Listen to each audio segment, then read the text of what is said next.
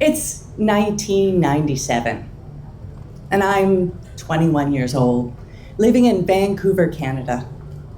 I'm self-employed, kind of accidentally.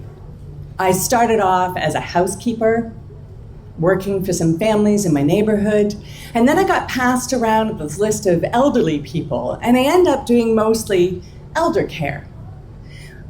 I have one problem. I have no boundaries. I'm young. I haven't developed them yet. And I have this soft spot for elderly people. I find myself doing all kinds of things that I really have no business doing because a kind gentleman or a little old lady looks at me and says, "Can you help?" And in my youth and enthusiasm, I think, yes, I can. And I love it. I love getting their praise and their attention. I love how they look at me and go, "I knew you would come today, so I left this job for you," even if it's inappropriate. And I'm feeling good about this. I feel, after a short period of time, I feel like my youth and energy are the scaffolding holding up their fragile lives. And this is where I am. Now, I have a bunch of regular clients. One of them is Bernice and Dave Brown. Dave's 95, but Bernice is only 90, dear. And she needs help originally because she fell and broke her arm while trying to rehang her curtains. So now I go into her house and I do things. I hang curtains, I vacuum, I dust, I clean the bathrooms, and I hang out with Dave, her husband. Now, Dave is having memory problems. He doesn't remember a lot of things, like why he's living where he's living. And he can't quite figure out what's going on, especially with me. He thinks that I'm a young man because I have short hair. Which is fine, it's not really a problem until one day I arrive and Bernice uses the time that I'm there to go out and run errands. So she leaves me with Dave, which is normal. And I'm sitting there, I'm vacuuming, I'm dusting, I'm doing my usual chores. And Dave comes out of the bathroom with a pot and a round brush and a straight razor. And he says, "Today, young man, you can give me a shave."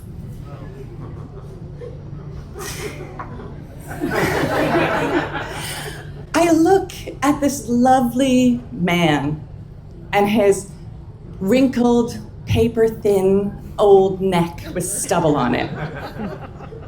And I panic. I think that I'm good at solving problems, but this is beyond what I think I'm able to do. And I'm panicking, so I go and I lock myself in the bathroom. And I'm scrambling through the cupboards and trying to find a solution. And in the back, my salvation, a nice electric safety razor.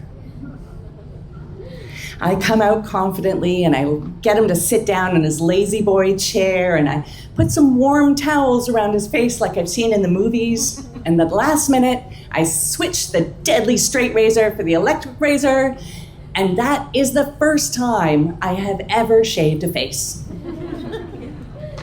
It becomes a weekly ritual. Do I have any business shaving the face of an elderly man? No, I do not. Should I be doing it? Also no. But I feel good because here I am. I'm a useful person. I'm somebody they need in their lives. I feel good about this. Now, Dave and Bernice aren't my only clients. I've also got Loretta Fontaine. Loretta lives alone in a house in a Vancouver suburb with her evil cat, Mittens. I love Loretta, but Mittens has a habit of peeing everywhere. Loretta's had cancer treatment a couple of years ago, so she has lost her sense of smell. And Mittens pees everywhere. And so a lot of my job is kind of surreptitiously cleaning up the places that he peed, occasionally even my jacket. I do her laundry, I clean her basement, I do all the things that she's not capable of doing anymore. Clean the spare bedroom where the cat regularly pees. One day, I come to work And Loretta's sitting at the kitchen table. And she's sitting there, she's got a piece of plastic around her neck with a little bit of Velcro on it. And she's got these 2 bottles sitting on the table in front of her. Today, she says, you can give me a perm.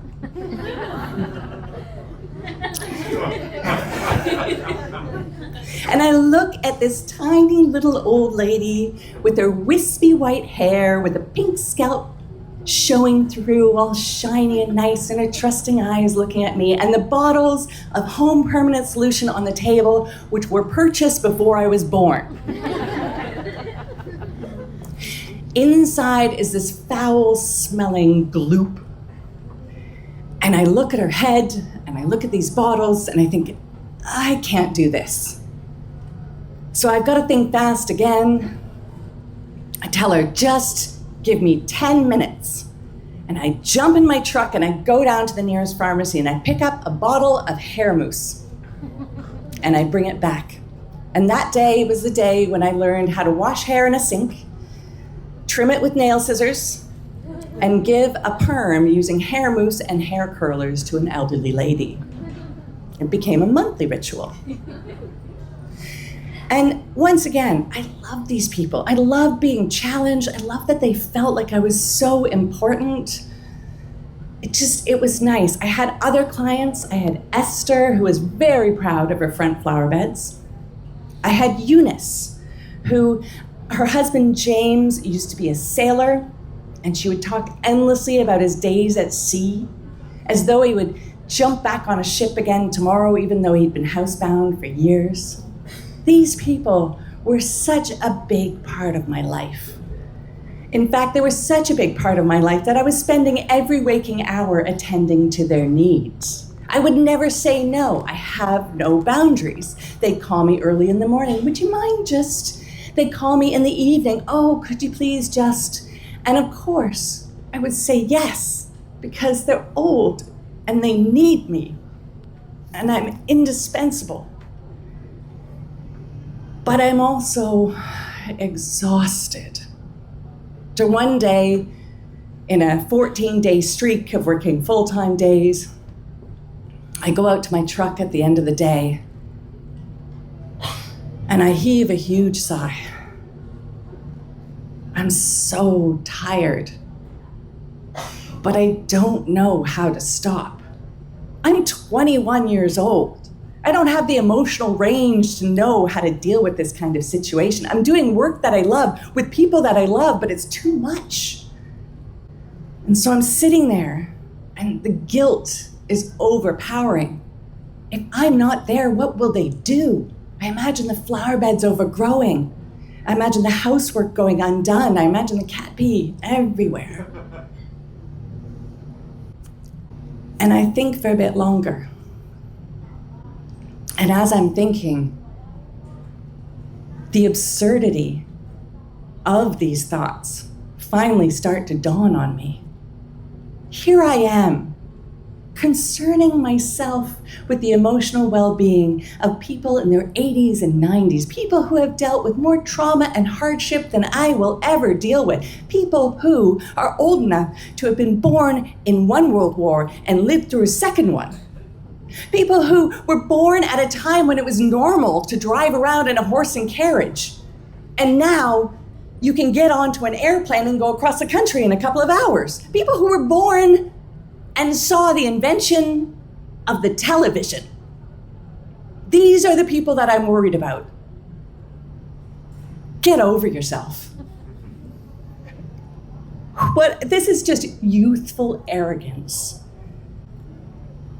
Now, youthful arrogance, sure, but again, my emotional range, my boundaries, I don't really know what to do. And the only thing I can think of is I can keep working for them until they die of natural causes, they are really old, or I can leave the country. Because I haven't also developed my problem-solving skills really well yet. And so, the next day, I check my passport's up to date, and I enroll in a 1-month intensive Chinese class. I sell my truck. I recommend replacements first. And I sell my truck and I buy a one-way ticket to China. because it's the furthest I can get so that I'm not able to back out. And a couple of weeks after that, there I am, standing for the first time in front of a border of a country I've never been to. This is my first overseas travel, the first time I've left Canada, and I'm standing there with my passport in hand in the borderline, and the gentleman behind the glass waves at me to come forward, and I'm nervous. I take a deep breath and I hand him my passport.